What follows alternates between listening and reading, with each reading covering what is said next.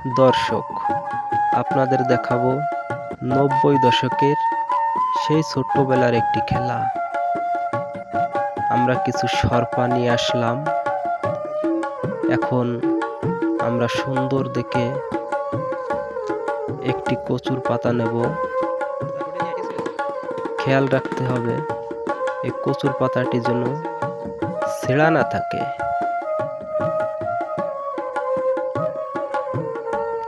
আমরা কিছু সরপা আর এই কচুর পাতা নিয়ে চলে আসলাম একটি ফাঁকা জায়গা। আমাদের নদীর কূলে এখানে আমরা আমাদের সেই ৯০ দশকের ছোট্টবেলার খেলাটি শুরু করব। আপনারা দেখতে পারছেন আমরা এই কচুর পাতাটি খুব ছোট্ট করে সব জায়গায় ছিদ্র করে নিচ্ছি। খেয়াল রাখতে হবে কচুর পাতাটির জন্য কোনো জায়গা ছিঁড়ে না যায়। এখন আমরা এই সরপা আগুন জ্বালিয়ে পুড়িয়ে নেব। এই সরপা এমনভাবে পোড়াতে হবে যেন একবার ছাই হয়ে আগুন নিভে না যায়। এই সরপার ভেতরে আগুনের কিছু ফুলকি থেকে যাবে, এমন করে পুড়িয়ে নিতে হবে।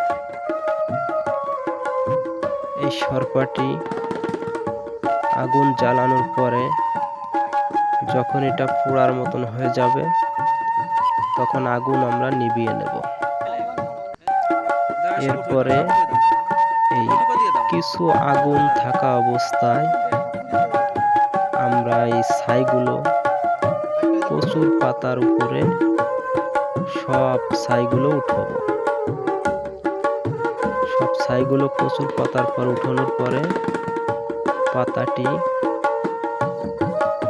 গোল করে আমরা এক মাথা লম্বা একটি রশি দিয়ে বেঁধে নেব।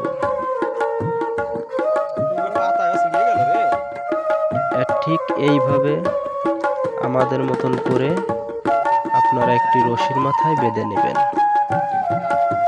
এখন আমরা এই কচুর পাতাটি রশি ধরে ঘোরাবো। আপনারা দেখতে পাচ্ছেন কয়েকটা ফুলকি বেরোতে শুরু করছে। এখন আস্তে আস্তে অনেক সুন্দর দেখা যাবে। অনেকগুলো ফুলকি বেরোচ্ছে। আপনারা আমাদের সাথে থাকুন।